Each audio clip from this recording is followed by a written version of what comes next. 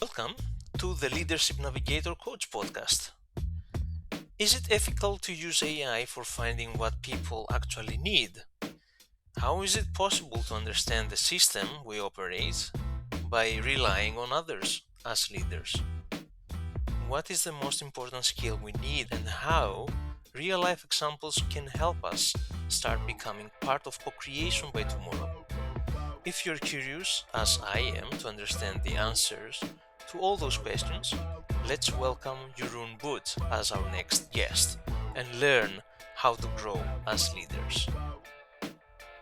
Jeroen Boot, thank you so much for being here. Thank you. I feel that any introduction would be so small. I invited you here because you are one of my mentors, one of my coaches, and I feel that there's a lot of good qualities that you bring to the table, and I invited you here so that we can explore one of those many qualities that you have. And I'm so excited that I have you here because, as I said, you are my mentor, and I really appreciate your time. Thank you so much for being here. Thank you for inviting me. I saw you do great stuff, so that's why I said yes. I'm curious. This is a new endeavor for you and also for me. So let's dive in and enjoy. All right, so let's start with the first and most important part. It might take you some time because it happened quite a long time ago. I'm curious to understand what motivated you to become a coach. Yeah, it's a good question. First of all, I saw myself observe a lot, and then I also want to help people improve things. That's in my DNA. That motivates my work and everything. So I'm always looking for opportunities to help others. That's who I am. I was working way ago in a very technical job because I'm also very, how do you say that? I used to be extremely technical detailist, fixing Hmm. problems deep down in the code, for instance. And I started missing the human side of that. It's fun, puzzles, etc. That's all fun. But it was skewed towards only sitting in my isolated spot and working on my own. So I was thinking, how can I work more with people? And before I had my career, I had some amazing contacts with people who were in personal growth sector, and I was puzzled and inspired by that. So I thought, yeah, I could start coaching as a side job, as an extra an enterprise. So I did that for a few years. We went outside walking in nature, which helps also to people to explore inner stuff, open up, walk together. That was fun. And then I thought, okay, as I kept doing these things, thinking about my future, how about if you combine both in one job? It's even more awesome. And then I gradually moved into a role that helped companies to streamline processes, improve how teams work together. That requires a lot of coaching and listening and really understanding where people tick and where they come from and what they need. So that over the years, like 20 years, that honed the skills.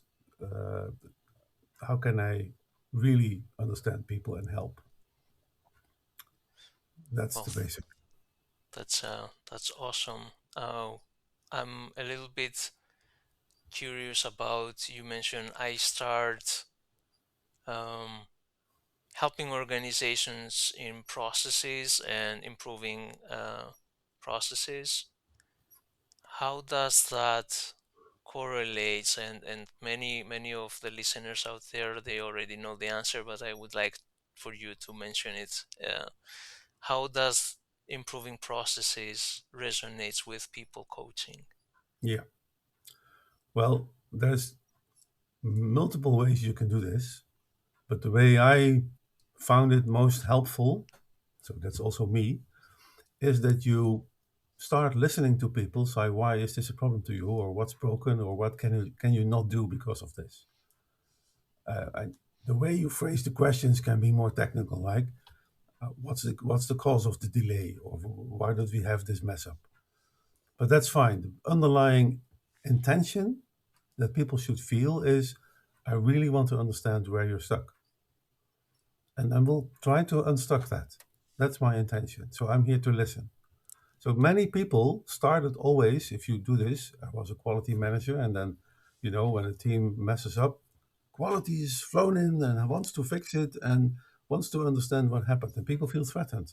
I don't want to be on the line showing that I made a mistake. So the first thing I did was, that's not why I'm here. I'm not here to blame. I'm here Mm-hmm. to help. But first, we need to understand what actually happened. And usually we go a bit deeper than normal because that's where the solution is, right?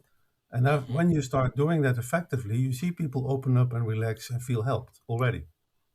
So one of the things I learned as a coach is that you simply listening, giving people some space to vent, to let them follow their own thinking, is only already a part of the first step towards the solution.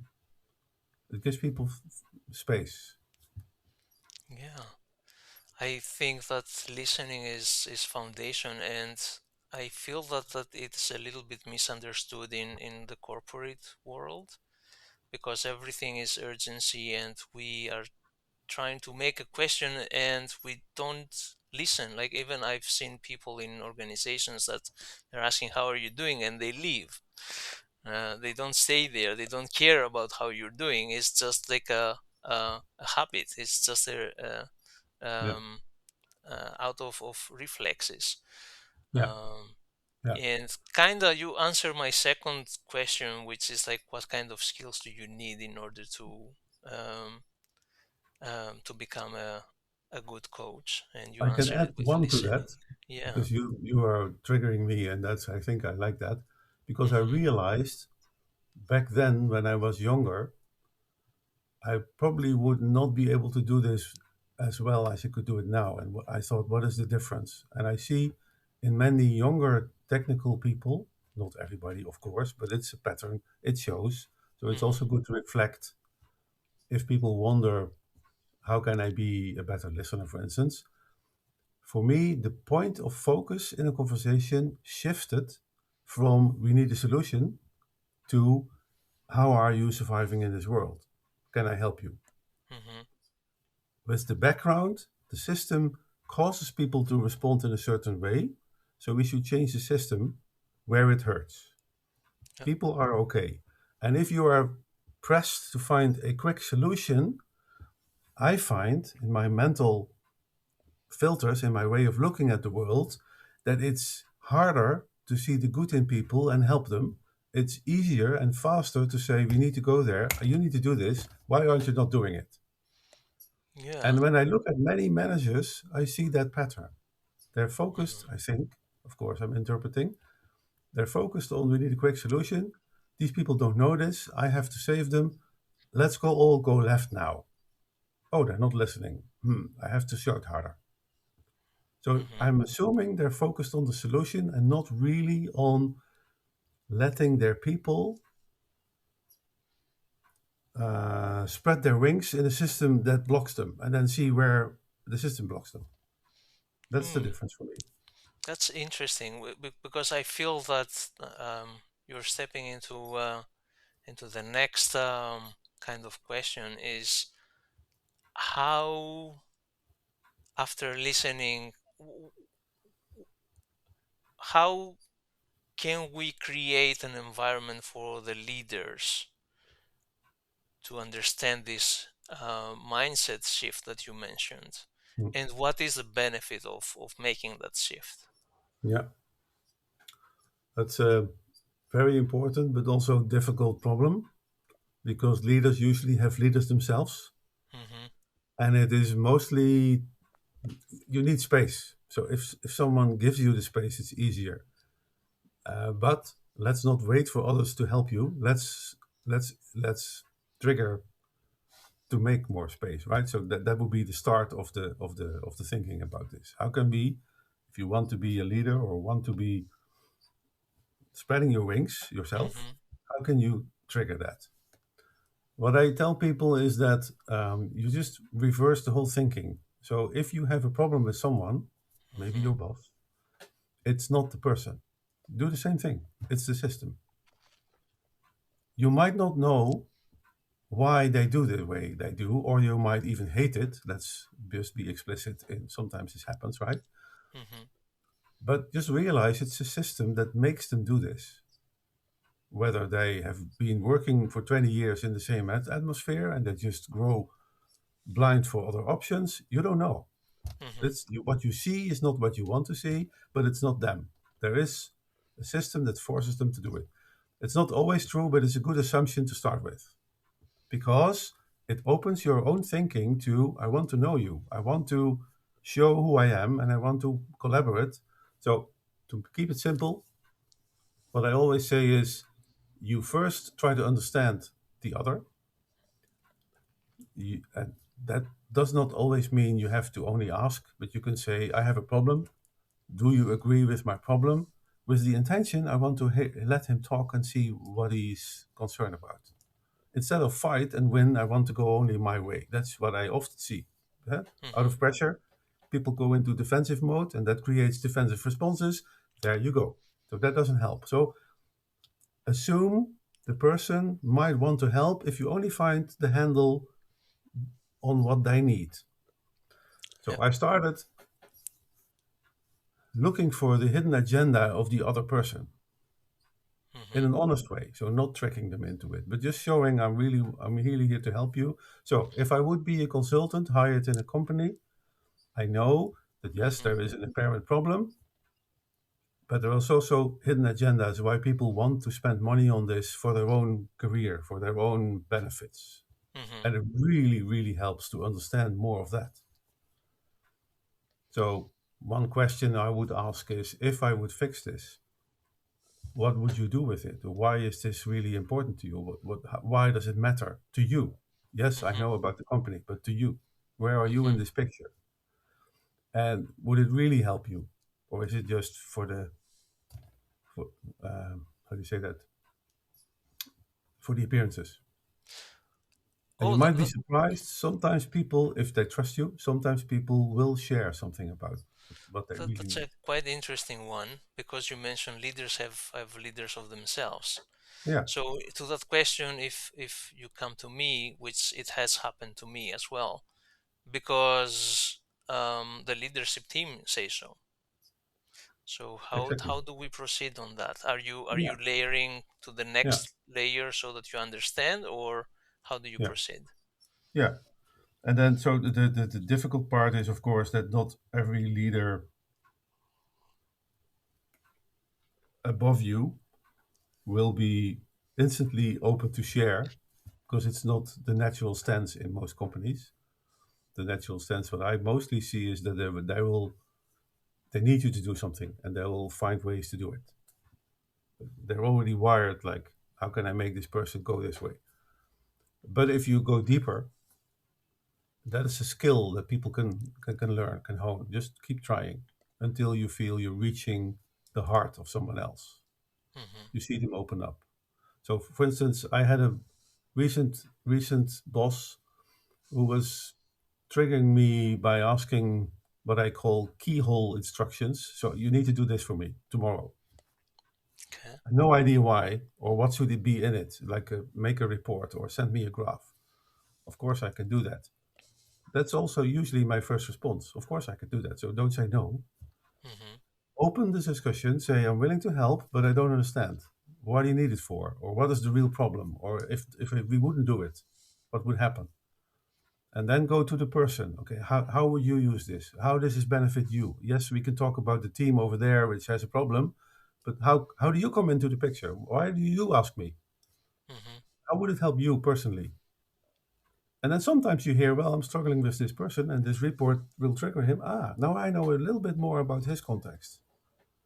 Hmm. And sometimes you hear something that really tilts the whole problem and say, oh, but in that case, we can do it also that way. And if you have a bit of trust, people might give you that room. So those are tiny, tiny steps that you make. And as trust starts building, you get more leeway. That's how it starts. And if we manage to have this kind of leadership in our organization, that they are keen to put the problem on the table instead of just following an order, Mhm. understanding why and how they can contribute together with the other person on the other side of the table to resolve this challenge, or to come to a conclusion with this task. If we have this leadership in our organization, what would be the benefit of it? Yeah, that's a good one. Basically, if you are able to rely on others, it means that you might be surprised by responses or abilities that you've never thought about because their mind might work in a different way, their context is slightly different, their background is different, which is why people are hired not only because of their single skill, but also because of the diversity you need to be more creative in the organization. So sometimes the striking insight comes from someone who didn't know and just said something that nobody really thought about. That is value. That's pure value.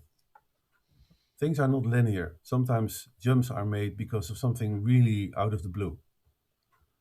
And if you are in an environment that is intense, moving fast, in a hurry, complicated, changing, or unclear, in whatever degree of intensity you can have this, I've been in many types of this, sometimes shallow, but still, there's always time pressure. There's always money on table. Hmm. Then these things really help. You have to create the environment for this to happen. That's why I do it. That's I think this is eye-opening for many of us. Um, Without mentioning any names or situations, do you have any example to share that you have seen this mindset shift and this benefit from your years of The first experience that and comes work? to mind is that I worked in a company, and it's not an explicit example, but Hmm. it does show that people were aware of this in this company. So something must have Hmm. happened that people started making this joke together. There was a poster on the wall that just mentioned everybody knew it was impossible, but the new guy didn't know and did it. Everybody thought it was impossible, but the new guy didn't know and did it. Hmm. People make that joke for a reason, right? Even if you've never seen this, people get it. Hmm. This is called groupthink. If the whole team believes it's not possible, they will stop trying. This is a psychological effect, and there's many analogies to explain. My teacher, when I learned about Scrum back then, said if you put fleas in a jar, they will jump out of the jar. But if you put a lid on it, you will hear them tick, tick, tick against the lid until that ticking stops because they learned they can only this far. Then you remove the lid, and you would expect the fleas discover that they can jump out again. No, they don't. They are getting used to this height and they don't go higher. Hmm. That's an interesting thing. And we are not fleas, but we have the same pattern. So if people are taught a pattern, they stop questioning that pattern. Why? I think it's more efficient for the brain to not question everything that you know. So that's beneficially for us, but it also has a downside. We become blind for surprises. Hmm. See? So then you need someone who didn't know, who's jumping out, and then the others say, "Oh, can you do that?" There they go. And I've seen that often. There's Yeah. a nice movie about the first follower on the internet, which has the same idea. So someone starts acting weird in a party, dancing, and then you can see people think like, "Oh, that's a weirdo. I'm not going there." But the first guy that says, "I don't care. I want to dance too. I will join him." Hmm. Is, and then people start thinking, "Oh, yeah, why not?" So that is the same principle, Yeah. Yeah. basically. Yeah. Indeed. Yeah. For I have seen that video. It is like a ripple effect. Yeah. Um, So the basic, I think, jump in the minds of people is, oh, if that's possible, yes, I want to do it too. And yeah. that's what I want to create if that happens. So therefore you need to be surprised, and therefore you need to trust, and therefore you need people that take space in a way that you never anticipated. And that makes the company smarter, faster, etc. Yeah. It sounds simple. It's not Yeah. that simple. Many people that I explain this don't believe it's possible and say, no, no, no, you're just fantasizing. Because they don't see it, or it's not possible to do it in a few weeks. That's true. Mm-hmm. It takes believing and it takes subtle effort every day, and then it happens. One example, I'm hoping I'm not derailing your whole meeting, but give me last one example. Absolutely. Okay, good. We were in a transition with Scrum teams, Mm-hmm. and we were doing it for the first time. We had no experience, but we got a good coach from outside. And he saw us trying to help by telling people what to do. We were not aware of that. Mm-hmm. We thought we were good, right? We had this idea, and let's go this way. And he said, if you just shut up and start listening, it will be awkward at first, but that's okay. We have to go through that. So, this is actually a good way to explain how you make space. Expect the awkwardness. Keep looking at people like, it's okay, you can come. I'll respect you. They don't believe that. This is the fleas again. They don't believe it, so they don't do it. The point is, we kept doing it. We kept remembering each other, the managers. Mm-hmm. Like if we have meetings like twice a week with these people, Scrum Masters in this case, we will keep doing that. We will keep waiting. After 4 months, we started looking to each other like, it's never going to happen, see? But we kept going. And after Mm-hmm. 6 months, the first Scrum Master started hesitantly to, to, to ask some questions, which were not skilled at first. They were Mm-hmm. trying the water, they were testing us. Mm-hmm. When we kept responding in a sincere way, after another month, then it came. Now they believed us. So this Mm-hmm. shows how hard it is, but it also shows it really works. Yeah. Yeah, indeed. And I think that that goes back to the listening part that we mentioned at the very beginning of our conversation, Yeah, yeah. and letting people um, spread their wings, and we are there to support them so they can support us, so that we can solve the challenge that we're going through, or the task that we want to Can I achieve. give one more example? 'Cause Yeah, since then, I tried to use that principle because it was an eye opener to me. sure. And when Please I share. changed my role, sorry, and when I changed my role, I started applying this principle by meeting the people that I didn't know yet because I was new, Hmm. with the intention to really understand them. So it's just listening, have personal contact, chat, talk about business, of course, but listening with the underlying current. And after a few weeks or months, I kept doing it, but I thought it's not working. I don't really see a change. Hmm. And then out of the blue, someone said, I never explained this to people, but to you, I can say this. And then another sponsor says, what, how are you doing this? You're doing this different. Yeah. And then a third person said, I'm not sure what they said, but the insight was it is working in a way stronger way than I see Hmm. because they started sharing it with me. Hmm. So it does have impact if you do that. Yeah. That's why I wanted to share that.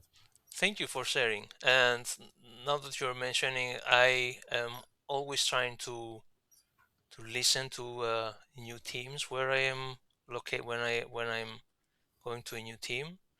And there were some times that they were saying the change came organically, so they feel that they are part of the solution. Yeah, Uh, yeah, and it is indeed powerful, because regardless of if I am there or if we are there as coaches, the team will continue organically change and becoming more efficient. yeah. So thank you for sharing. I have one last question before I let you go. Um, How do you feel? Well, now you are on your retirement plan, Mhm. and probably this will not be something that you have thought about it. But how do you feel about our um, coaching um, role in the near future with the rise of AI? Ah, that's intriguing because it touches on extremely different ways of looking at the world. So AI is extreme automation with obscurity in can we really trust it in terms of is it true and is it threatening us? That people feel threatened sometimes. So that's one part of the story. And the other story would be coaching. To me, the central part of coaching is that you let people that you help people. How do you say that? Just by listening, being with them, it Hmm. gives them the space to reflect. That's for me the core of coaching. So a good coach facilitates that process. Hmm. Basically, you assume they know the answer, you just have to find it, and you help them find it. That's basically coaching. Hmm. And sometimes, and so this is not, don't get me wrong, if you are in a coaching session, this is not the only thing that happens, but it's the core. Hmm. People will switch from, I don't know this, okay, then you help them find it out. You tell Yeah. them or you give them pointers. But that's not coaching, that's a simple teaching or instruction or mentoring phase. But then you go Hmm. back to coaching. Okay, what now? So you follow them, that's the core. Hmm. So if I would combine that, and I'm not sure how useful this is, but people, listeners can make this out for themselves. If you combine that, you could say, what is the impact on AI on your life? How do you Hmm. feel about this? What are the threats or possibilities, challenges, opportunities, and what can you do about it? And Hmm. then see. So coaching shows how their thinking goes. It shows if they have blind spots or fears or whatever blocks them, Hmm. and you help them uncover those blocks in whatever skills you have by pointing them to others or read a book or watch something or let them think deeper. Why do you think this is a problem and have you experienced this before? What you usually do in terms of those are those coaching skills questions that you could ask if Hmm. coaching is the right approach. Yeah. So I'm not sure if it makes sense because I'm combining two extremes, but you asked for it, so No. Thanks for sharing. Uh, the two worlds that you are portraying are completely true. The one is that um, we are not sure about the results that AI is giving us, yeah. and the other one is finding the gaps for ourselves. Hmm. And I think if I understood it correctly, when I type a problem to any AI tool, it gives me a solution, but I'm not part of that solution. And in Yeah. coaching, I Okay. am part of the solution and I am the owner of the solution. In that case, I And might have a suggestion. yes. I haven't tried this myself, but I'm studying AI for my own work. Hmm. And I've had some tips that were intriguing that I want to try at some point. Hmm. And I saw a interview with someone else who actually uses that to make his job easier with using AI. Let me phrase the example, and then you understand how the link looks like. Sure. He says, "I'm modeling the key stakeholders in my company in AI, giving them names and giving them prompting what they need to make their career successful and what their position is to me, etc., etc." So Hmm. he's modeling those people in AI, and then he says he's a product manager. Then he says he takes a few steps to using AI, derive the key selling features for the next product version, and then he says, "Okay, can you check for me with these people how they would respond to these features?" Hmm. And if you model this really well, and if you are really skilled in using AI in a reliable way, it gives you insightful responses in a few minutes. And then Mhm. you can check those people in real life to verify, have I missed something or how do they feel about this? And I would understand that if you approach people like this without saying I ran an eye on you, of course, but you could say, well, I'm talking to you, and I know in my mind that you're interested in this, and Mhm. you show that you've thought about this. Well, I think I would look like, oh, this guy understands what I need. So in Mhm. that case, will AI help me to faster connect with someone else? Because I'm putting my insight of that person in AI, then I'm asking from that model, what would you think about this idea? And then I'm checking that with that real person. So that would be one way to do it.